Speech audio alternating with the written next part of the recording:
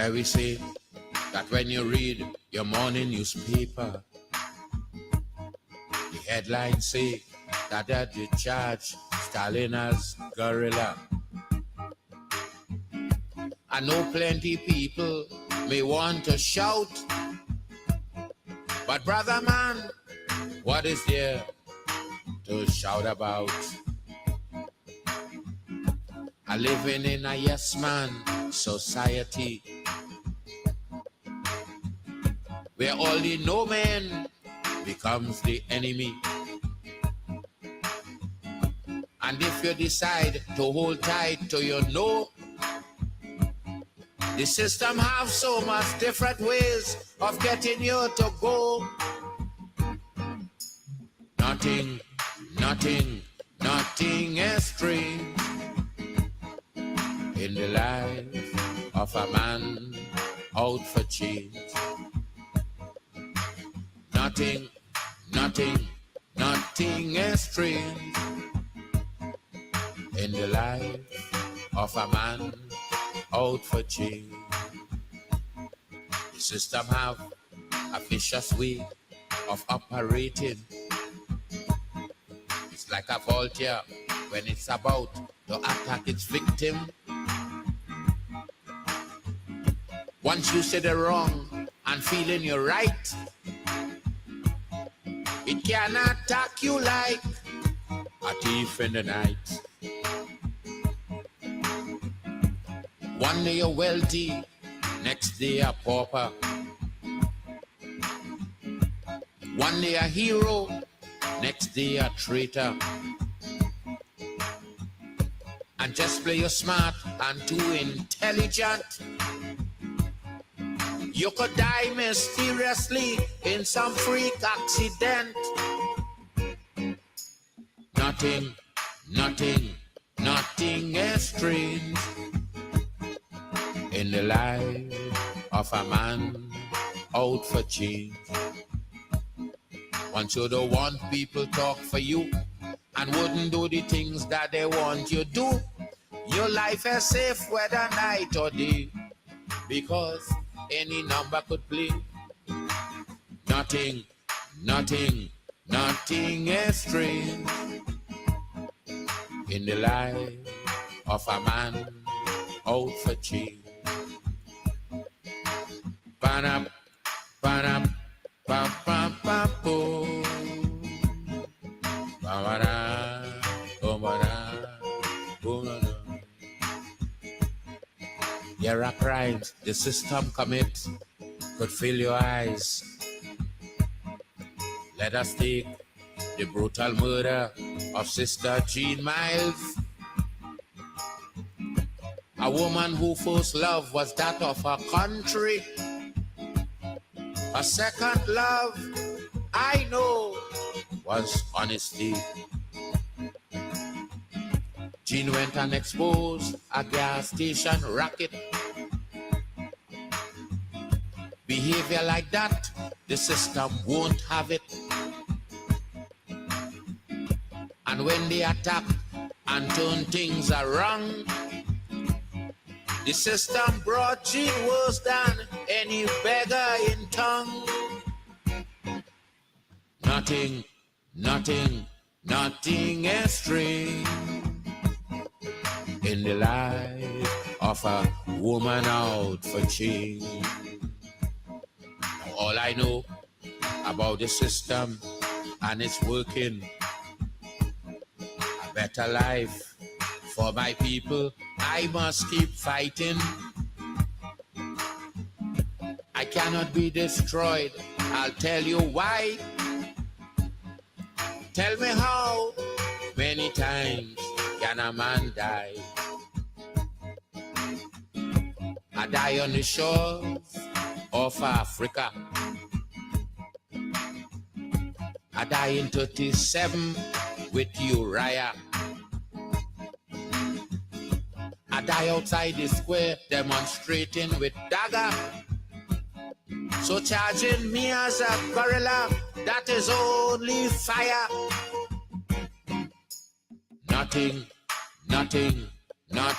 is strange in the life of a man out for change. Want you to want people talk for you and wouldn't do the things that they want you to. Your life is safe whether night or day, because any number could play. Nothing, nothing, nothing is strange in the life of a man out for change. Nothing, nothing, nothing is strange in the life of a man out for change. Nothing, nothing, nothing is strange in the life.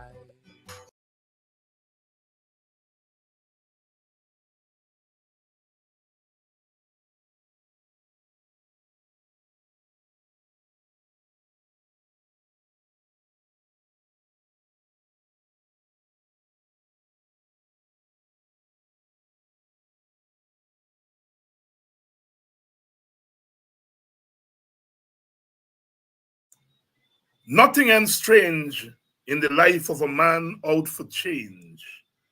Once you don't want people to talk for you and you want to talk for yourself, then they want to put you in jail. The words of the Black Stallion as we come tonight, big show tonight because the opposition leader is here, Aubrey Norton, and we're going to be talking about a range of issues tonight. So please share the link already.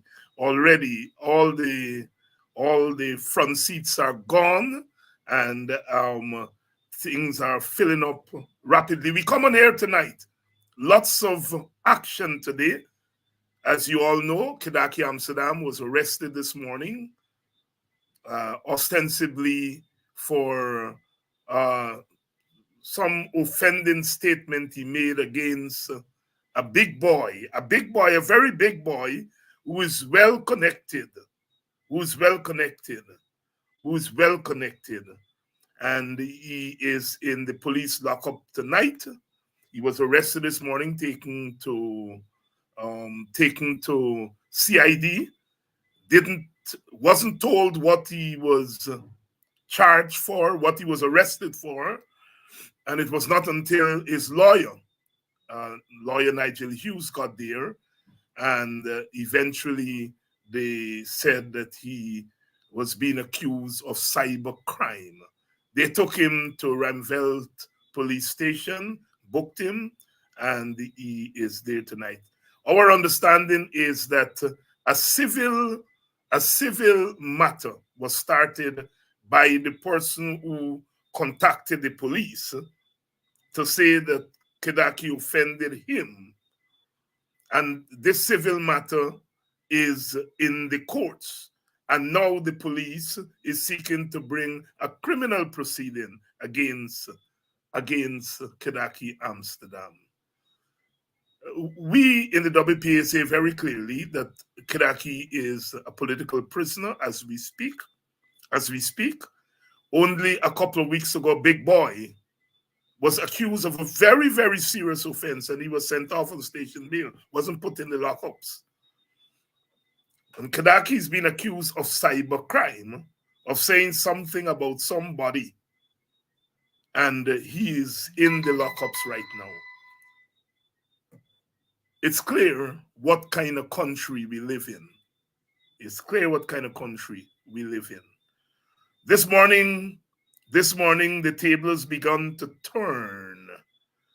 A couple of days ago, as you noticed, Congressman Jesse Jackson's son, Jonathan Jackson, was brought here at the invitation of the government. They took him up to Linden and they had him on the stage with them. And some of our people had begun to make some noise. What is he doing there? Well, apparently the noise got to him. And today he went to Mocha, our ground zero, and met with the people at Mocha, and you all saw what happened. He met with the opposition leader and his team. members of the PNC and the AFC. I understand he met with his father G today. So what was intended to be a rolling out for the government so they can show off, look, we capture a Negro from America. Well, the tables turn because Congressman Jackson said in no uncertain terms, he told Kwame McCoy, I am not a Negro. And put that little, you all know what I want to say, in his place. And that's the place he should be. Good evening, welcome to Politics 101. Tonight we're going down the road. We're going down the road. Remember, I quoted from the maestro himself, Lord Kitchener. The road make to walk on Carnival Day. Constable, I don't want to cause a rough, but any steel band man cross my path is a long funeral to the Royal Hospital. The road, Guyana, make for all of we, not for one set of people. And this confounded nonsense of believing you can buy black people left, right, and center. You go to Linden, you didn't talk to the leaders of Linden. You're going into the heartland of the PNC, you didn't call the opposition leader and say, let me sit down and plan this national thing by. We discuss every day, but this is a national story, it's the independence. Let me plan. No. You want to go in there to show the Negroes that you're in charge of them. Also, and then you think you bring a Negro from America to skin his BT on them. Also, well, the tables turn today. Good evening to all of you wonderful people. The reason I love you all is because you are a constant. Every night you all are here and you are a witnessing. As a little boy I grew up with, hearing from the radio born, I'm saying, watch with me one more night. You all have been watching with us here for the last 4 years. And we hope it's not too long. The old people say, 2 man in more. We got to believe that we're doing it. But it's not my night tonight. Maybe tomorrow night or another night, I don't deal with Mr. Tonight is Aubrey Norton night. There comes a time in the life of any nation when you have to look yourself in the mirror and say, what we doing, where we going. There are twists and turns along the way, 58 years of independence. This is a country that was ruled by white people. And when the white people left, I told you all, I went to LBI in 1966 May, when the Duke of Edinburgh, I think is the name of the lady husband that came. And I asked my auntie, that white man, she said, well, he come in, it's the last time he come, he's not coming back now because we're independent. And what independence means is that we got to traverse the road. I am saying the PPP has undermined our independence. We got to recapture our independence. And the road has been hard and long. And I make no bones about it because people like me, and I dare say people like Aubrey Norton, in 1966, nobody could have told us that at some point we would be talking to the nation in our own voice and with our black faces from Christiansburg or Buxton, wherever. I'm not getting into partisan politics. I'm merely stating the obvious. And I'm trying to rally you all here and the rest of the country to understand the pivotal moment. And we have to understand this moment. Jack Dio could come from unity. Irfan could come from Lenora. And the people on that side say, it's their time. Why the people on our side can understand is our time. I am not getting into politics here. I leave that for Norton. I am into the sociology. You're black like me, you're poor like me, and poverty is your legacy. I say no. We're beating the poverty, the economic poverty.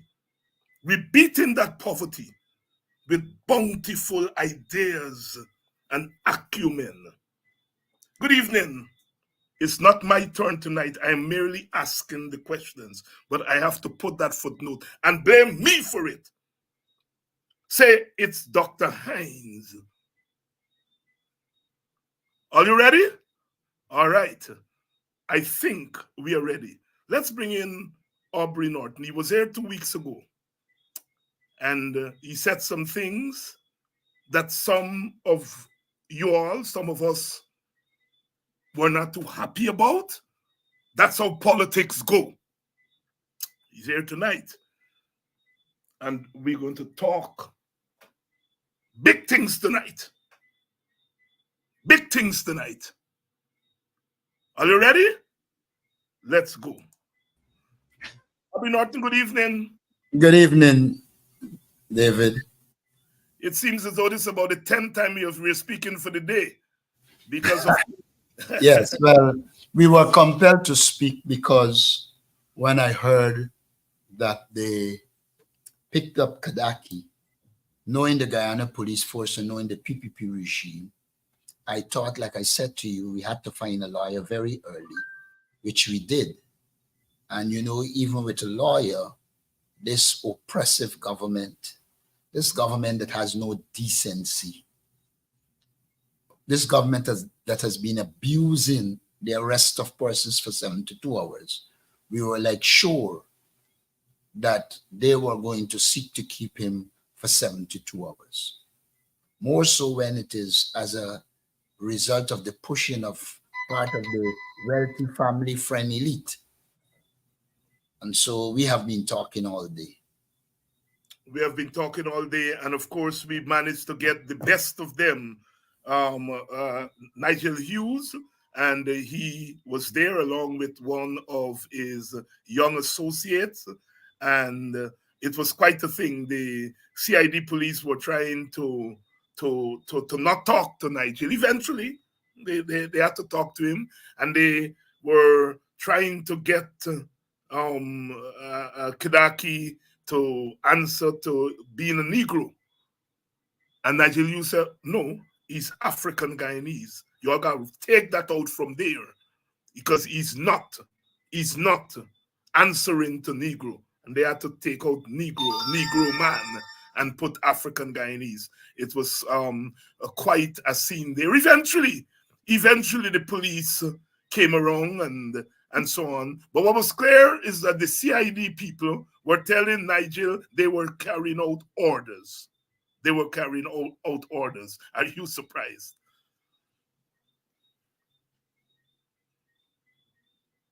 We've lost it. Yes, go ahead. We're hearing you now. The Ghana police force, I've long argued, has been politicized. I've long argued that if you choose a commissioner because you can control him politically, then you will not be involved in law enforcement. You will be involved in serving your political masters. And so I'm not surprised at all that they say they were operating based on instructions. What I found interesting is you have someone like Critic, and I call his name without fear, who curses, abuses, go on very ridiculous, and they have never charged him for a cybercrime. And I found it in keeping with the normal approach of the police in recent time to go down the road they went. Remember, this is not the first trumped-up charge. From the time this government returned to power in 2020, they have trumped up charges against many people, and until now they cannot prove one because they are just that trumped up charges. They had Dharam Lal, who has been accused of rape, who never spend 1 hour in the lockup, 1 minute. But a man who you allege commit a cyber crime is going to be there for 72 hours. And so I agree with you that he is a political prisoner because he's not being dealt with within the confines of the law. He's being dealt with at the whims and fancies of the likes of Jack Dale and the Irfan Ali, who are trying to convince people this is one Guyana when they have one treatment for African Guyanese, they have one treatment for the political opposition, but when it comes to crimes on the side of the people from the government, there is another treatment. And so there should be no illusion, none whatsoever. This government is a racist government. All of us want to live in peace. I think all Guyanese want to live in peace. But there cannot be peace while there is injustice. And I think the government is pushing very hard to have a clash because they believe if there is an ethnic clash, then some of the supporters who are dissatisfied with them will return to them. And so they are doing everything to create a confrontation. So I'm not at all surprised with what they did with Kadaki. I'm not at all surprised. Let us not forget, Takoma Gunsi made whatever statement he made. They shackled him. They brought some kind of charge. Has it ever been heard? Yes, it is in the it's limping its way through the courts. Correct. Which tells you that they are using the police to punish people they perceive to be their enemies, even without any evidence of any crime. And when people who are close to them commit crimes, like you had the REO in Region 9, which is alleged was involved in a shooting with a young lady. Nothing has happened to him except he is doing everything now to please the PPP in the region. They pulled Winston Jordan before the courts. They lost. They pulled Christopher Jones. Well, the one with me, it didn't make any sense. But all of these cases went through the door. So you know what they're doing is political harassment and victimization. Political harassment and victimization. Aubrey, we have a lot of ground to cover tonight, and I want to ask you some straight questions because I think you are leading the opposition, you're leading the PNC at a critical moment, a critical juncture in our history. We talked about that juncture the last time you were here 2 weeks ago, and I think there are all kinds of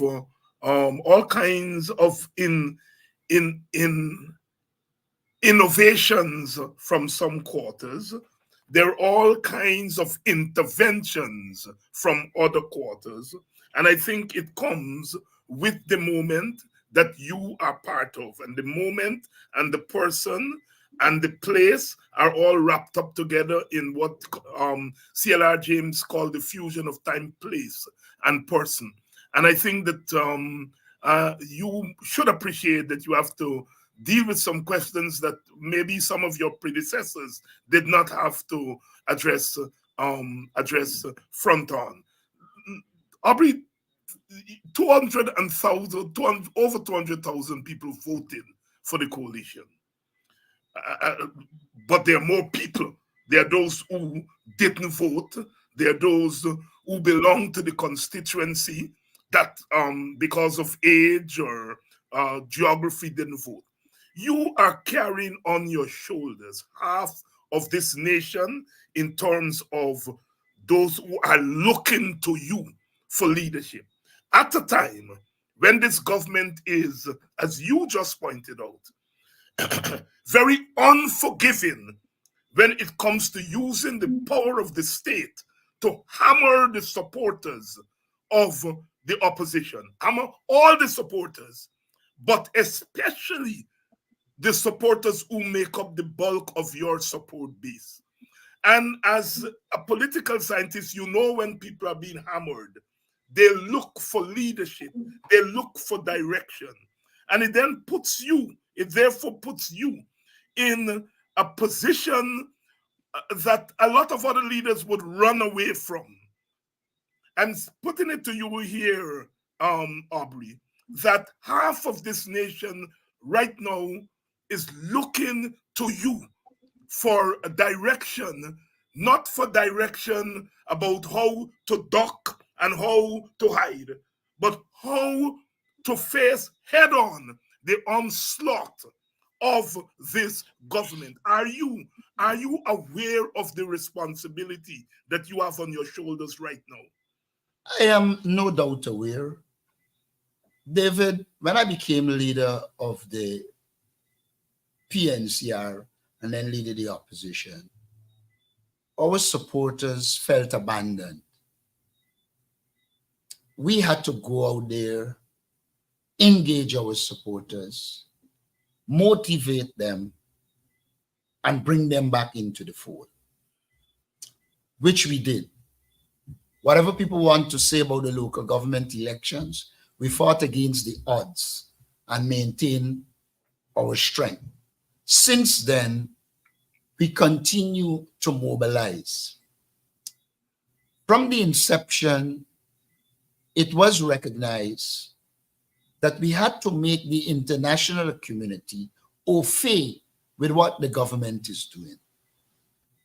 And we have consistently engaged the international community and made them aware of what was happening. I heard Kwame saying today that it is the opposition that organized Mocha. No, it was the government. What the opposition did was to say to the congressman, don't just listen to us. Go to Mocha and speak with the people. Today, the people in Mocha spoke for themselves. And the house slave, Kwame Mackay, tried his best, but the people spoke.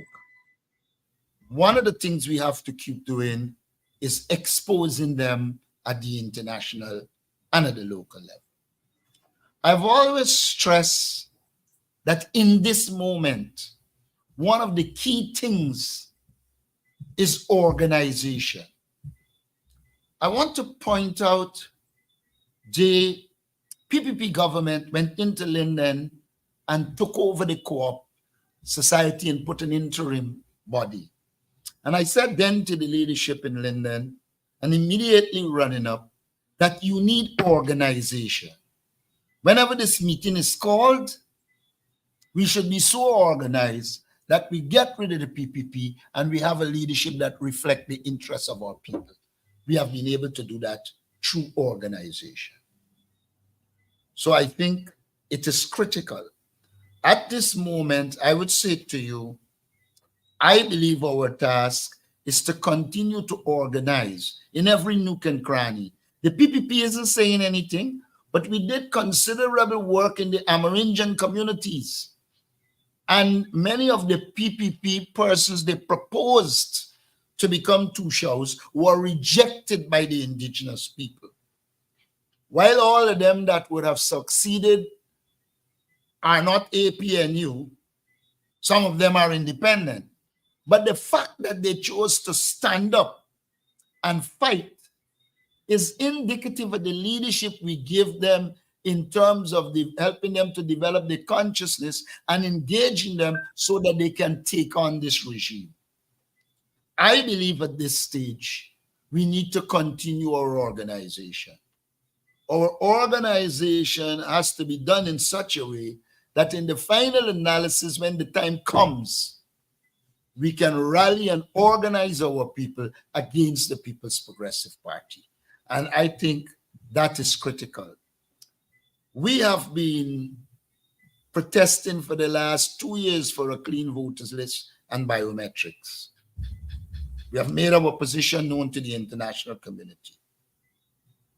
We are seeing some support coming. For me, the main elements of leadership at this time that we have to exercise are: one,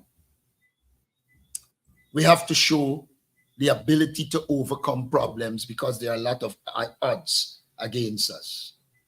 We have to find novel ways of mobilizing both our people and the financial and other resources we need to take on the government. We have to continuously engage the police, which we have been doing. I'm talking about the likes of the commission on them. I'm talking about the average policeman who we have to continue to educate, to say to them, you are being used and you need to be skillful and understand this struggle and operate in a particular way, because the government sets out to use you.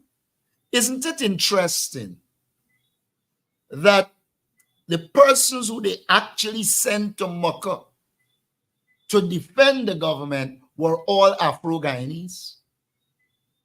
The one from housing, whatever nonsense he named. I can't remember his name now. But when you look at it, you could see a buffoon that is being used politically.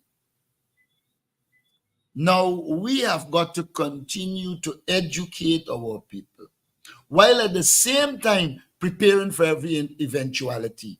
Some there are who run around and say, I said there will be no protest. I never said that. I said, one,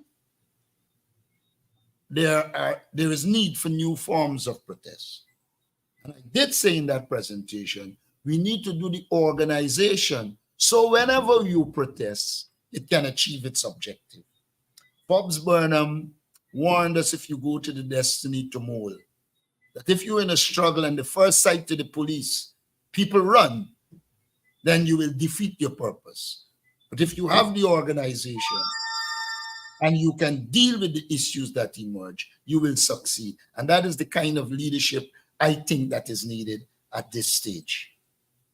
Aubrey, I want to press you on that matter of protest, because protests for a lot of the people on this program and a lot of the people I've been in Guyana now for the last week, and I've talked to people, their understanding of protest is street protest. And they feel that there has been little or no street protest, and they've bought in to the view advanced by people like myself that part of the reason the PPP is running roughshod over your supporters, our supporters, it is because they are clear in their mind that there is not going to be any public pushback against them. Can you respond to that? Can you speak to those people who are saying that yes, you have to organize, but organize for action? Can you speak to these people who are calling for some manifest action against this government in order to push them back? I do believe that there is need for manifest action, but a manifest action cannot only be street protests. We, over the years... Yeah, Aubrey, I hear you on that, but I want you to speak to street protests. Now, we hear other protests, but what about street protests? Now, your political personality in itself was built at a time when street protest was used quite effectively to push back the government in the 1990s. So I would like you to address the question of street protests. Are you for street protests or you are not? I am for any form of a protest that is appropriate. If street protest is needed at the time, I will have no problem. But I do not believe that our first option should be street protests. Let me say this. In 1997-98, when I was General Secretary of the party, I was in the forefront of street protests. At the time, the public servants were in a different situation. Now, even at the end of those protests, you had to end up engaging the government to achieve your objectives. If street protests is going to bring the outcome of us being in power and being able to deal with the People's Progressive Party, I will agree to it. But if at the end of the street protests, you have to go back to the table with the government having the upper hand, I do not believe it's the best thing at this stage. And I do believe there are other forms of protests that we can engage in and achieve some objectives. Unfortunately, some of them I cannot discuss here. Are there any that you can discuss? I wouldn't want to, but I think we can organize for workers to go to work and don't work. But I don't want to go down the road. There are a number of things that can be done. What happened in Mocha today is an indication that you can push back on the government without necessarily running to street protests. And you like it or not, it came from organization. And it meant we had to have the capacity, because don't forget, the PPP was spreading all kind of wrong information. We had to have the capacity to, between the time we left the congressman yesterday, last night for a matter of fact, so this morning at 8, we had to have the capacity to engage our leadership at Mocha and fill that building so that the truth could be known. And I said to you, that is a manifestation of organization. I spoke to you just now about what has been happening in Region 9. And it is from our outreach there, we engaging in communities, having our little organization set up so that we can achieve our objectives. And so I do believe that there are a number of options open to us, and street protests should be last resort. And if ever you go to street protests, it cannot be. Two things must happen if you go to street protests. And I want to refer here to Linden. When we were looking at the protests in Linden with the electricity matter, I don't know if you remember. Yes. One of the first things I said was that we had to meet out to the Indian community in Linden, which we did, and said to them, this is not a fight between African Guyanese and Indo-Guyanese. This is a fight between a cruel PPP government and people who they are oppressing. And even as we prepare for different forms of struggles against the People's Progressive Party, we have got to be able to meet out and to define this struggle as a clash between the PPP elite, their family, friends, and favorite, and all the people they are oppressing.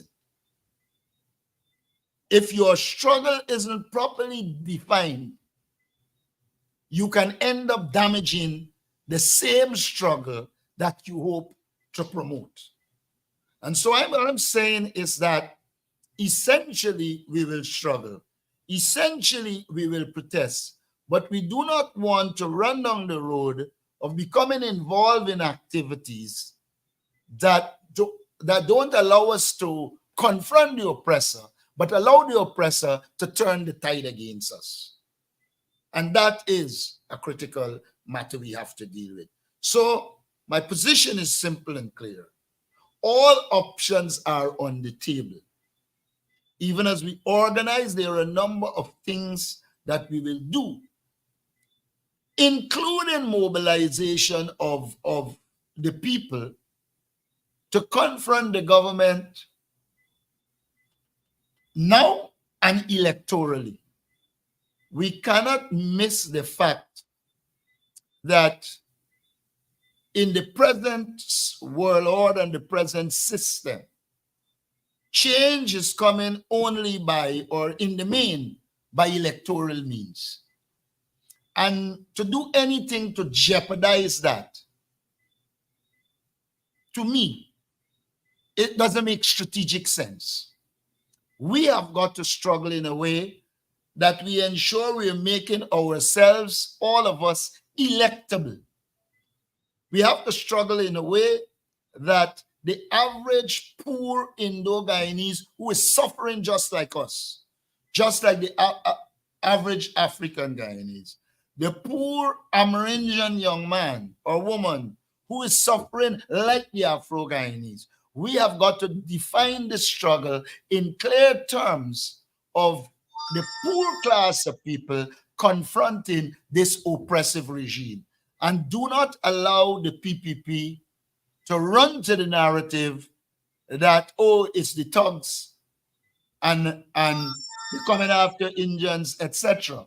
You know, I want to do something simple. I was talking with some people and I said to them, you know, there was no Linden, no Wisma massacre. This is what you mean? They had a Wisma massacre. And I asked them how many people died. And they tell me they thought about 50, etc. And 2 or 3 persons died. And not all 3 were related to the disturbances. But the government and certain entities created a perception that there was the massacre of Indians in Linden, which is not true. And therefore, as you do your political work, you have got to engage people so they understand the misinformation and disinformation while we organize to achieve our objectives. I have been involved in organizing protests. I know what it is to protest. I know what it takes to sustain it. But if it is not done properly and in the right context, it could end up, rather than pushing back the PPP, it can end up pushing us back. And you are well aware of what can happen in such circumstances. And therefore, I believe we should leave all options on the table, organize across the country, and deal with whatever situation emerges at the correct time, including the legal option. Because sometimes we tend to see politics in one dimension. You can push back on the government legally. We are the teachers and others are pushing back on the economic front for better wages and salaries. And the truth is, with all the noise people are talking about weakness of the opposition, the PPP's back is against the wall. It is for us to continue to do what we're doing, do it in a structured way, and continue to push the PPP backs to the wall. And their back will always be to the wall because they are greedy.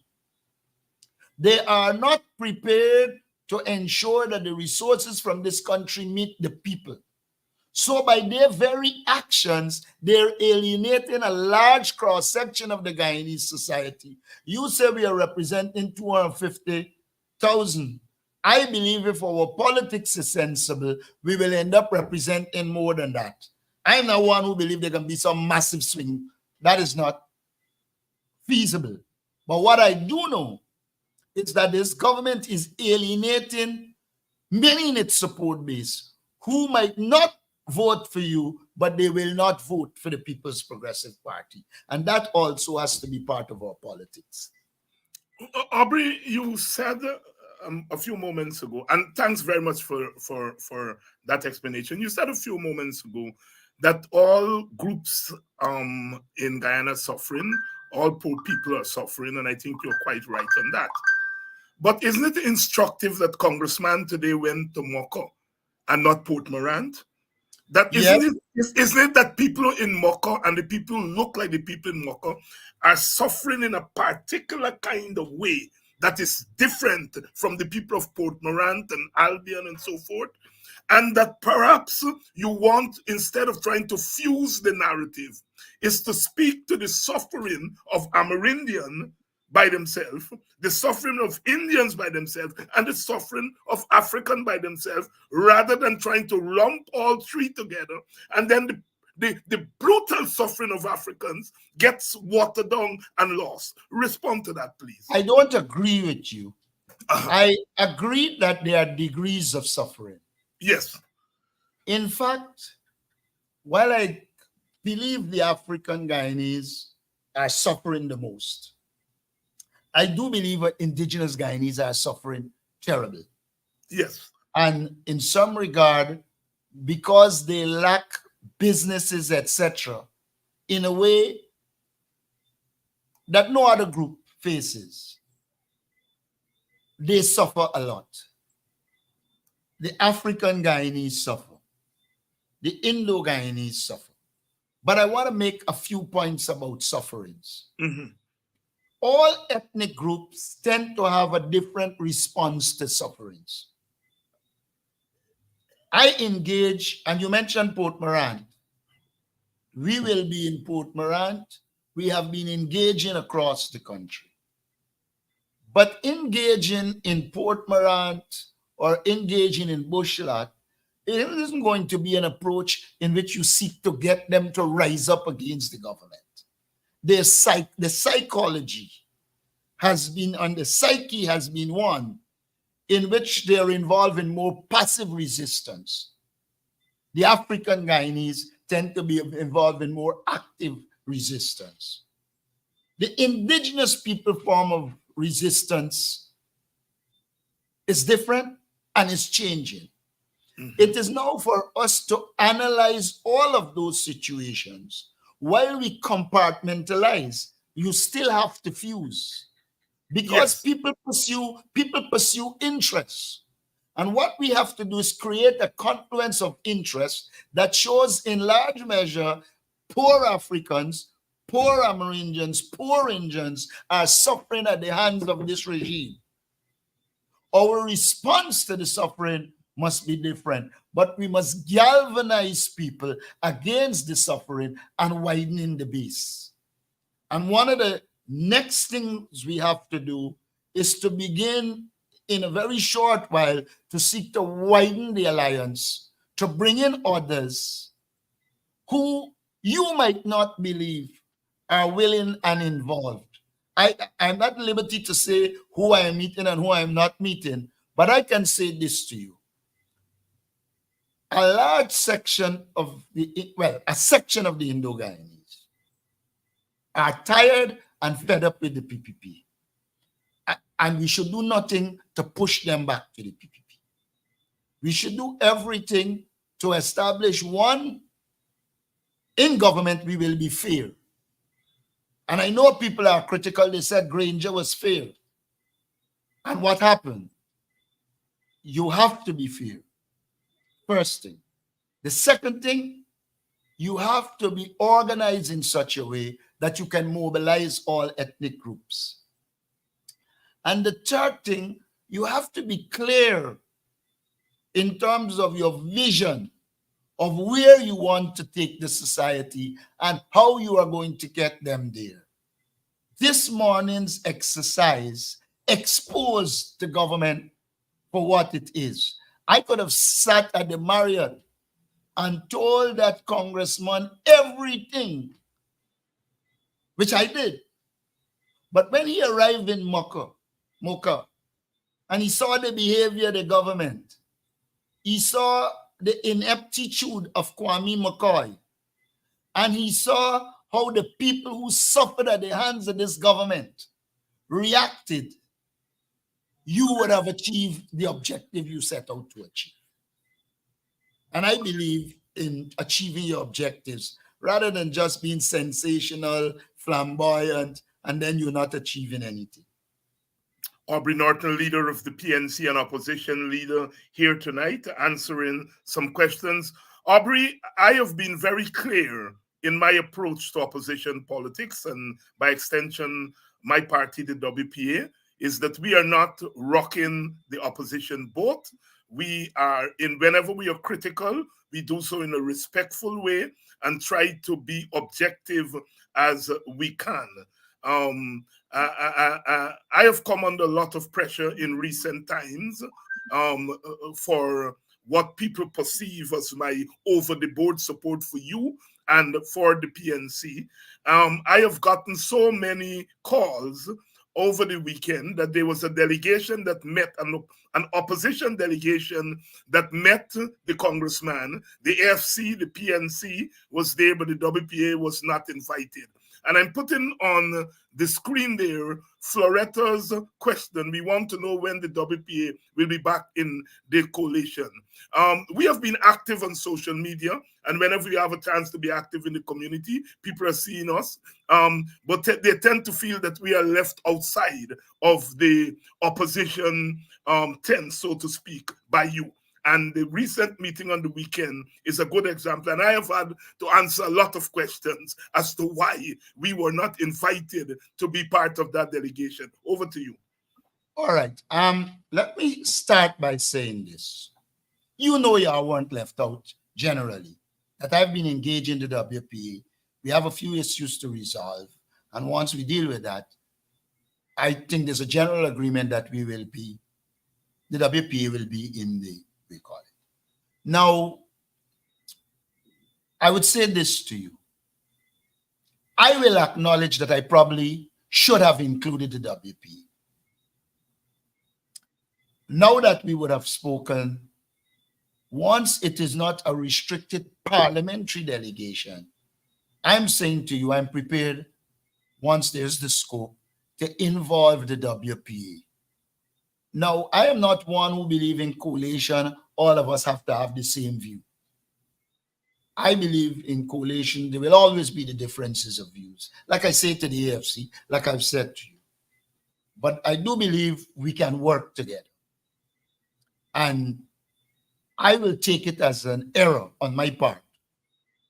And that moving forward, once it's not restricted to a parliamentary delegation, I would say to you, I'm prepared to engage the WPA and have them involved. It's like Glenn Ladd. I think, for instance, he does a good job at what he is doing. And we will never be in a position to do what Glenn Ladd is doing. The WPA will never be in a position to do what the PNC is doing. The AFC will never be in a position to do what the WPA is doing. But if we could combine all of that against the government, then we can be doing well. And that will be my approach. I think we need to move in the direction of a joint opposition.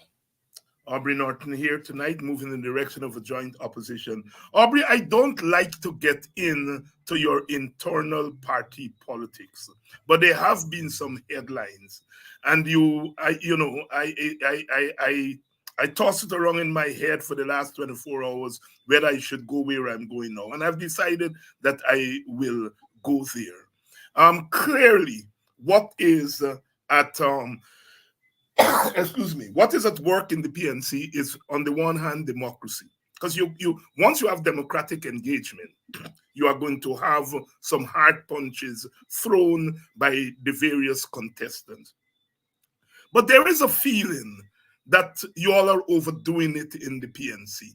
That, for example, the issue regarding the North American region, which I myself have only come to understand it after reading about 4 or 5 stories and talking to people, because it wasn't a straightforward issue. And because I have serious people are telling me, why Aubrey just expel NAR and throw a whole set of people overseas out of the party. These people bring in money in the party and Aubrey throw them out. And I myself, the first reading, that occurred to me. But as I read, it is much more complex than that. Please, Mr. Norton, if you can explain that which is becoming a disaster with all the back and forth in the media and so forth. Please explain it for this audience. The truth of the matter is, if you left me, there would have been no back and forth. But some people answered, which I didn't think should happen. This is what is the reality. The reality is the party has groups that function in the United States of America. And as a party, we've made it very clear. We are very thankful for the support of Guyanese in the diaspora. From the time when I became leader of the party, a document was before us in which the North American region of the party wanted to incorporate itself under a 501c. We said we had no problem with that. The Central Executive met, and before I move on, I want to say this. Both Amanza Walton and Gary Best are correct to say they never advised on FARA. And for whoever put it out there saying that, I apologize to them because they never advised on FARA. They met in a committee and the advice was on how we deal with NAR moving forward. And I wanted to clarify that. And I want to repeat it. Both Amanza and Bess were correct. They did not advise on FARA. They advised on the rules that were being developed. And the recommendation that came to the CC is that the 501c Inc. could operate in the United States in keeping with the laws of the United States. But that there are persons who operate in groups in support of the party. If you are saying you're operating in a group in support of the party, then you will be guided by the party constitution. Now, we made it very clear that it should be guided. This nonsense about expelling people doesn't make any sense. The decision we took was that our groups will continue to operate, do whatever work they do, and that they will meet and establish their own committee because they are not going to operate as a 501c in the United States. So there was no expulsion. Our groups continue to be engaged, functioning, doing what they have to do. And that is the crux of the matter. So, go ahead. Yeah. The individual groups are reporting directly to Congress Place, yes, rather than the umbrella or NAR. All right. Yeah. Now, how are delegates allocated from overseas? How has it been done in the past? Did the delegates come from NAR or the delegates came from the individual groups? They come from the groups. Each right. group, even in Guyana, each group identifies its delegates and send it down. NAR doesn't identify delegates. Delegates, the party constitution is clear. For every 10 members you have, one delegate you're entitled to. And that is done at the group level. It has nothing to do with NAR. And mind you, NAR is a misnomer. And from the time I became leader, I said to them, you cannot be calling yourself NAR when you are restricted to the United States. I said to them, the groups in the United States must form the United States PNCR. Groups in Canada that exist form Canada PNCR. And then the groups in Canada and America can meet and form a North American region. But you cannot have a North American region with just groups in the United States. And that is where we are. Aubrey, is it normal for the leader of the party to be the chairman of the Congress organizing committee? The leader of the party is an ex officio member of every committee and can be. And I'm not the first leader. When I was general secretary in 1997, the director of Congress was Desmond White. And I was general secretary, and there was a Congress administrator. Now you have a Congress administrator. Just like that, you have a general secretary who's the facilitator. There is absolutely nothing about the leader not being the director of Congress. Where the leader cannot be involved is at two levels. One, the accreditation committee, which is a group. You identify the head of accreditation who deal with all the documentations and decide who are delegates, etc.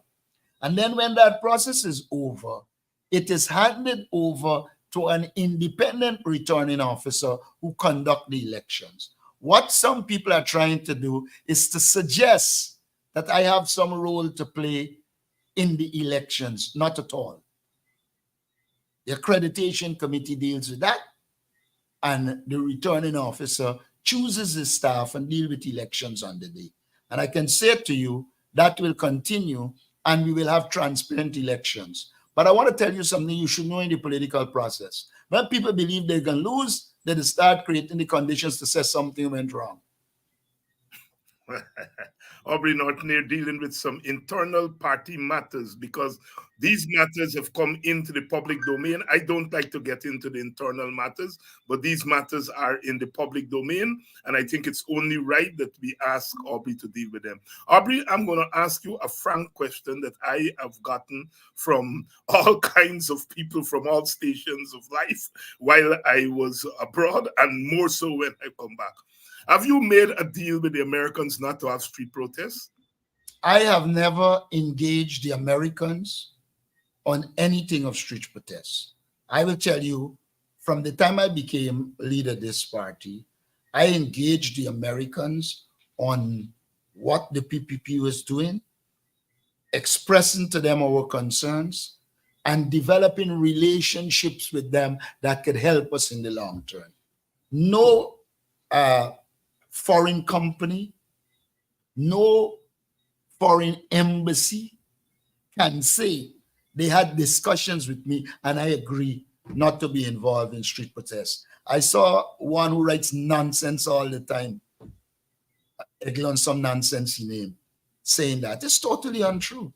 I went to the United States, never met Exxon in the US. And when I returned home, everybody was asking me, you meet Exxon? I never met Exxon. The two times I met Exxon, met them right here with other party persons outside of me, and the information on it was put in the public. I can say this to you.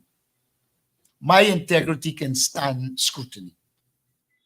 I have never compromised myself politically and will not. I don't know why I spent all these years building a character and then out of the blues want to be compromised. That won't happen. In fact, I believe one of my greatest strengths is the fact that the PPP has nothing on me. And therefore, I can say to them exactly what I think. Follow up. It is now in the open that they have been over the years Indian Guyanese business people who have contributed financially to the party. And there is a suggestion that that financial contribution may have slowed down or vanished totally. Have you made a deal to get back that donation? And part of the deal is not to put people on the road. As you know, Indian businesses and businesses in general don't like people on the road. Have you made a deal with Indian? But let me tell you why that is a stupid argument. Let me tell you why it's extremely stupid. Let's assume you're putting people on the road. Is it the Indian community can be affected now or the Chinese? You see, people don't think sometimes. In 1997, street protests might have affected Indian businesses. And so the Indian community would have gone to the PP and said, you got to end this thing. Right now, most of the business around are Chinese. I can say this to you. I've made no deal with any community, whether it be Black, Indian, Chinese, or indigenous. What I have said, and I do believe it, is that as a party, we should be mobilizing resources from our support base to help us. I did say at one stage that when you go dependent on big businesses alone, when you get government, you have to give the big businesses everything. And therefore, you will not be able to serve the ordinary people in the way you want to serve them. And one of the things I'm committed to is serving the ordinary people in this country. I am criticized for not going to the Pegasus, and the might well have been last night. But when I am on Orange Walk, I engage the average Guyanese who will give me ideas. When I'm on Pleasance Line Top, is the average Guyanese I'm engaging who will give you ideas. You know, a simple man said to me, the next time you're going to talk about poverty and so, this is before I did the interview in Sapphire. The next time you're going to talk on things like poverty and so, you got to illustrate it in a place like Sapphire. I have learned over the years, from the time I was general secretary in this party, some of the best ideas come from ordinary people. All you have got to do is to listen to it. We had a massive bingo here. You think I can take claim that is some brilliant idea from me? No. People walk off the road and say, boy, your support base display bingo. One way for us to mobilize and organize them is through a bingo.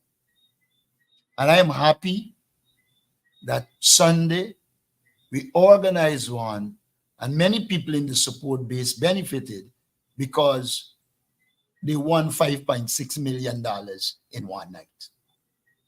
And so I can say to you without fear of successful contradiction, no businessman can say they engage me about street protests and I agree not to be involved in street protests. One of my smartest viewers and who is a supporter of the opposition, I met her, I sat for about 3 hours at a table with her at Sister Marshall's funeral, and she gave me some instructions. I didn't know she knew me well. I also didn't know I know people who related to her, but she has a comment there that I want you to address there. For the past 100 years, only Guyanese will do that. For the past 100 years, the PNC dreaming of crossover votes at the expense I never said anything about crossover. benefit of their. No, I know you didn't say it, but I would like you to address it. I would like you to address it. Listen to me. Yeah. I have said nothing about crossover votes and wouldn't say anything about crossover. Okay. I have always said, one, once we can turn out the base, including the mixed race that vote for us, once we can have a certain percentage of the indigenous vote and the small amount of Indo-Guyanese votes, we can win and will win an election, as 2015 would have shown. Now, when you start to talk about crossover votes, you are using a concept that says, oh, we just get about 45% and 6% got to cross over. I do not speak about crossover votes. But even though I don't, I am cognizant of the fact that to run this country, your Indo-Guyanese population has to be comfortable with you. The Amerindian population has to be comfortable with you. The African Guyanese population has to be comfortable with you. And so in whatever we do, if we are into politics to get government, we have to do things to establish that we will govern in the interest of the people of Guyana and transcend some narrow partisan politics.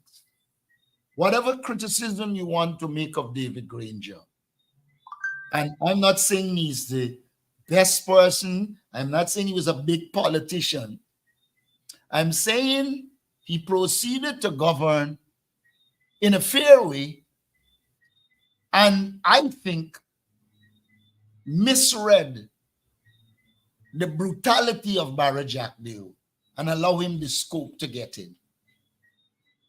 But I do accept that his approach to governance is what is needed in this country. His approach to government is what is needed in this country. But Aubrey, of course, this approach to governments must acknowledge the opponents you're dealing with are cruel, and you can't be a priest.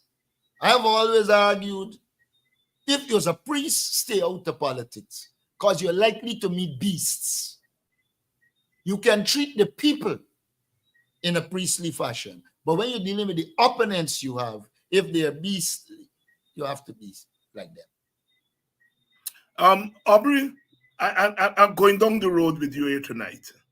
Robert Corbyn, who you grew up with in the PNC, when he became leader, he relinquished the presidential candidacy. First, he relinquished the presidential candidacy to somebody else other than himself. Later on, he relinquished the leadership of the party, which a lot of people question whether he was correct to do that or not. Are you prepared to relinquish the presidential candidacy to a consensus candidate if needs be? Well, I don't know what you mean by a consensus candidate, but let me go through the issue with Robert Corbyn. Okay. Robert Corbyn ran in 2006. Right. And the party didn't do well. And Robert magnanimously said that, look, I'm not going to be the candidate in 2011. Those of us who supported Winston Murray, and I was a part of it, brought a motion to the General Council asking for there to be presidential primaries. We started with Winston Murray. Unfortunately, he died. Those primaries came off, and David Granger became the candidate. When the next election was coming, Granger was leader of the party, and he became the candidate. I believe this Congress will speak. When this Congress speaks, I will listen to the people at the Congress. Is that issue on the agenda of Congress? Well, anybody can put it on the agenda. All you have to do is propose a question or a motion. Okay. And mind you, I will not close the door to any candidate, but I wouldn't open the door to opportunism. I would have to be satisfied that it's a strong candidate who's prepared to face the challenges. Look, in the post-2020 election, I saw many people who were afraid to stand up and speak to the press and say the PPP was involved in rigging the election and challenge them. I did it because I believe in this party and I believe in this country. And whoever I will think of accommodating has to satisfy me and my party that they will run the full course with us and not allow anyone to derail this great party. Aubrey Norton speaking there on behalf of the People's National Congress on that very, very sensitive issue of the leader of the PNC not necessarily being the presidential candidate of whatever opposition outfit. We don't know yet whether the APNU is going to go by itself or it will go with the AFC and the WPA and others. We don't know that yet. So in many regards, this is a theoretical question that we have posed to Mr. Norton here tonight. Aubrey, you have said that we should do nothing to jeopardize the electoral imperatives because quite rightly, you said the way to change governments now is no longer, uprisings and so on. We all accept that this is election time. However, there are hurdles when it comes to a fair playing field for elections in Guyana.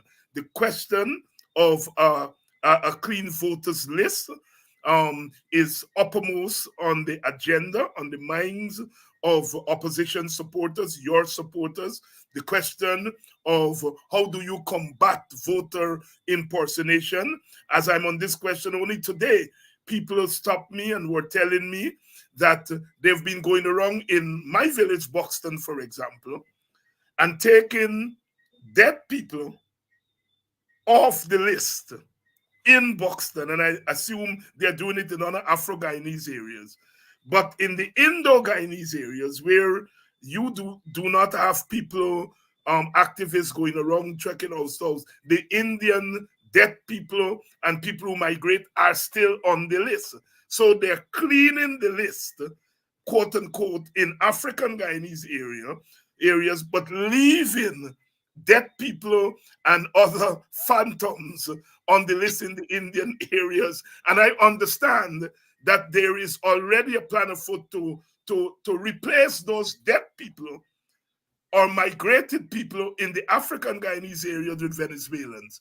How do you intend to convince your audience that the election imperative is it, while at the same time not being sure whether the rules of the game are fair? You have to continue to work to make the rules of the game fair. Mind you,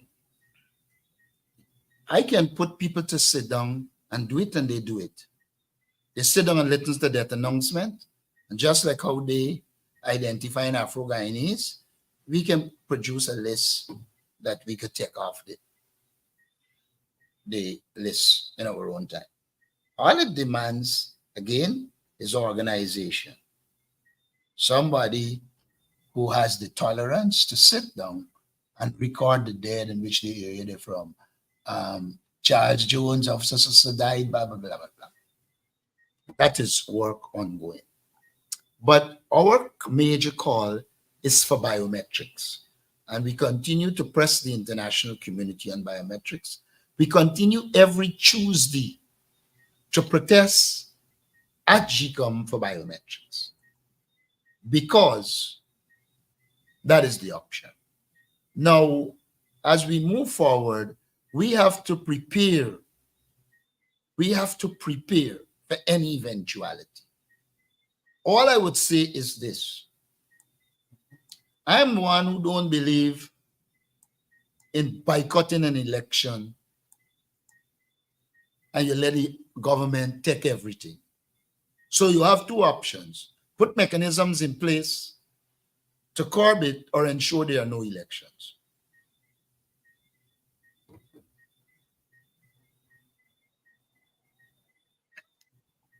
You're still with me there, Aubrey? Yeah. Dr. Henry Jeffrey, in his column this past weekend in the Village Voice, and also it has been distributed on other media platforms, said that the PNC, the PNC must lead the way to constitutional reform. And of course, we know constitutional reform for us is generally electoral reform. There are other aspects of constitutional reform, but generally, when we say constitutional reform, we are talking about mostly electoral reform. Is the PPP prepared to lead the way to constitutional reform? But before even you go there, do you have confidence in this Constitutional Reform Commission? You have nominated people to the Constitutional Reform Body. Do you have confidence in that body? And the answer is no. Are you prepared to lead the way? The answer is no. We are prepared to be in the forefront of the ideas for change, but we have to live in the real world. The PPP has packed the Constitutional Reform Commission with PPP lackeys, and therefore there isn't going to be any significant change that the PPP doesn't agree with. And so I would say this: if you didn't name it, they would say you don't want constitutional reform. We name them, we will go with our ideas, but we are not optimistic that the PPP wants constitutional reform. And if they want constitutional reform, it's to make this society more dictatorial. We, however, want constitutional reform that will make the society more democratic. But with the PPP, I mean, if Jack Leo could get up and say he can clean up corruption, I mean, How does a man who's accused of the most corruption in this country be telling people that he can clean up corruption? It's like charging Caesar to be tried by Caesar. You put in cat for watch milk.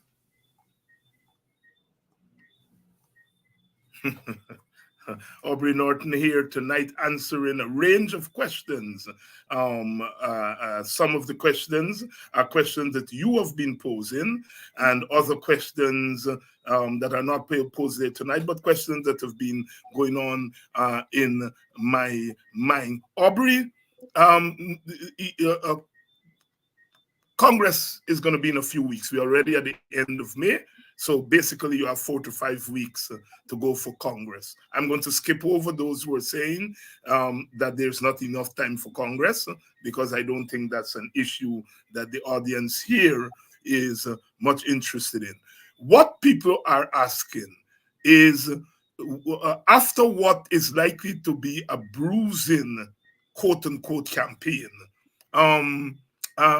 is there room for amending offenses, a coming together of the various contestants after the elections? I guess what I'm really asking, how would you evaluate the relations, the political relations, the comradely relations? And I assume you all in the PNC haven't thrown out comrade yet from your lexicon, right?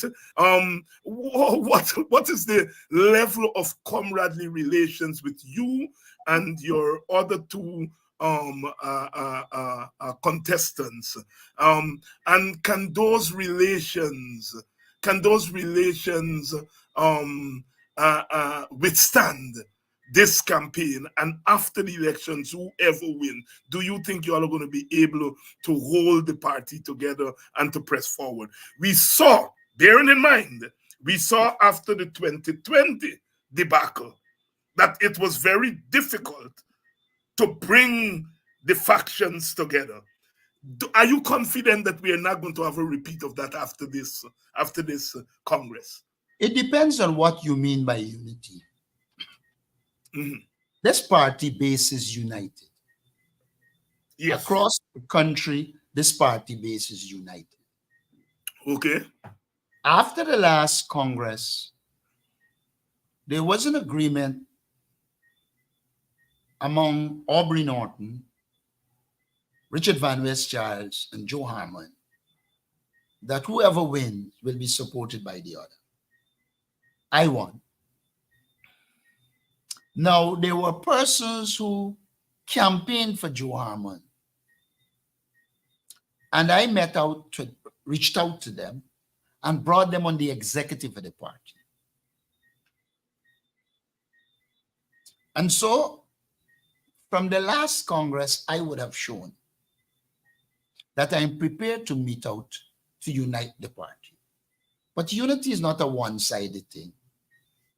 Both sides, all who are involved, will want to have to work together.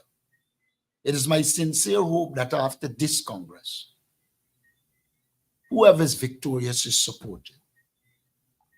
But I will say this to you. The party membership is going to determine who is leader, who members of the central executive, and the party leadership.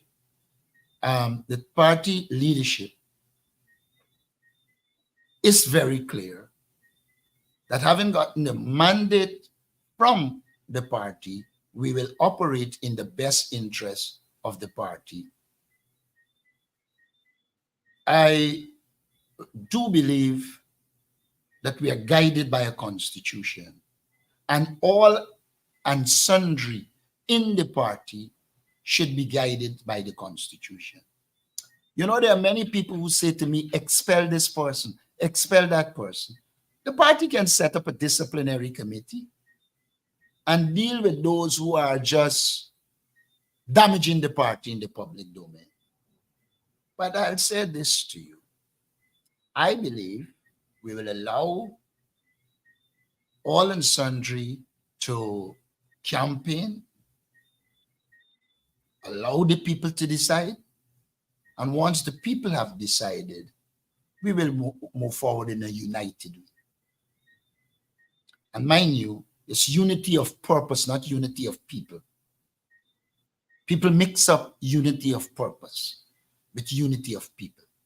Sometimes it is difficult to get everyone to be united on the purpose. But once you have the mass united on the purpose, you can give them leadership, move forward, and be victorious. Aubrey Norton here tonight. I am sure that many of you, your questions have at least been asked, and Aubrey has answered the questions. Whether all of you are comfortable with the answers to the questions is another. Oh my!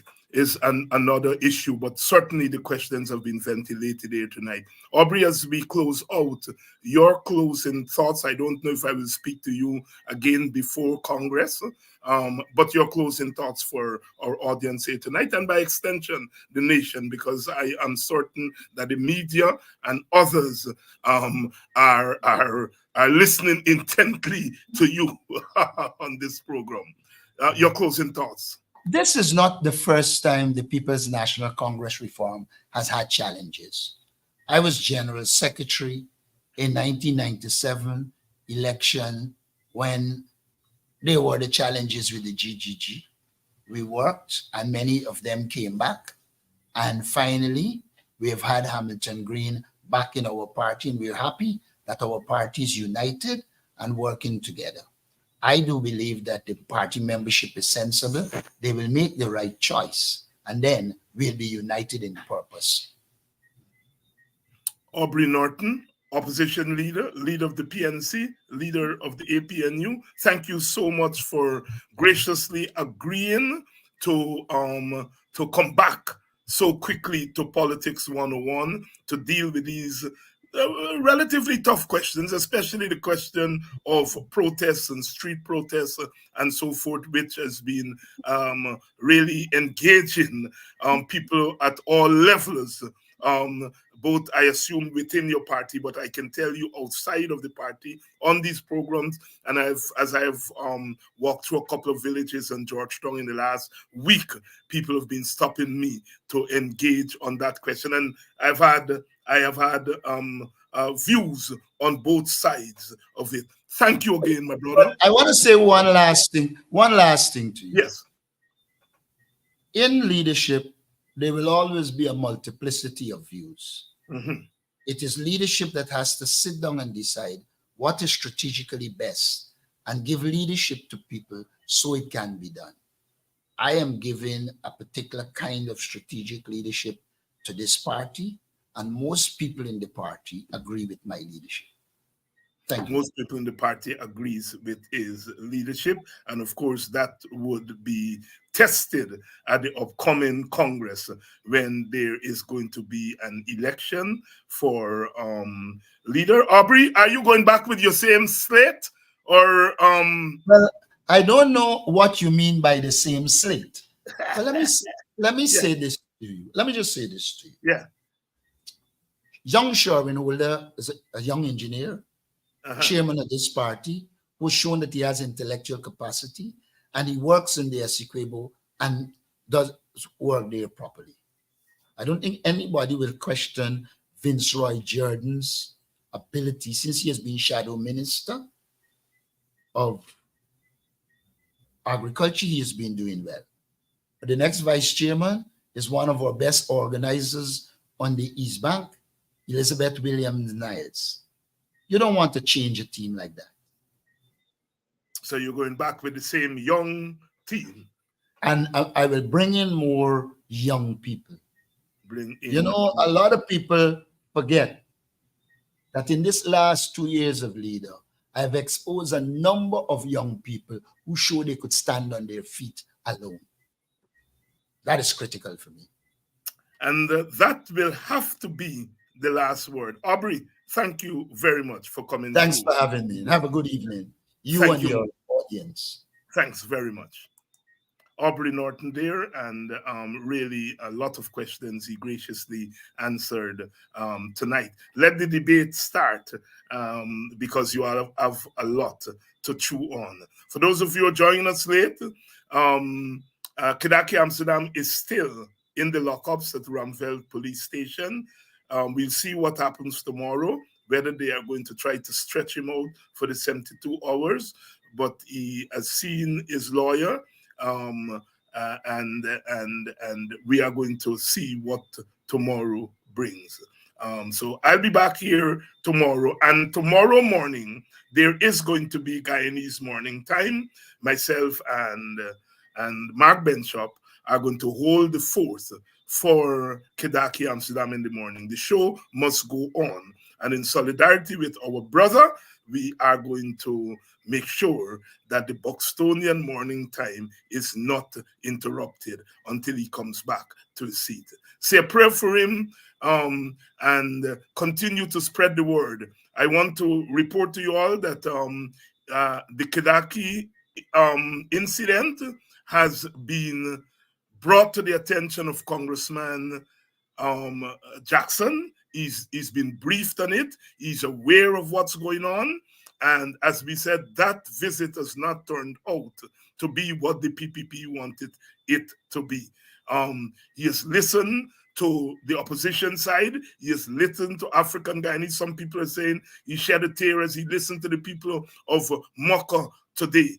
And we have briefed him on the arrest and the incarceration of Kedaki Amsterdam, and we are going to continue to monitor him. Rest assured that we are not lying down and taking this. We are going to be as proactive as we can be. Good night. Good night. And I'll see you all tomorrow morning, first on the Buxtonian Guyanese morning time, and then, of course, tomorrow night on Politics 101.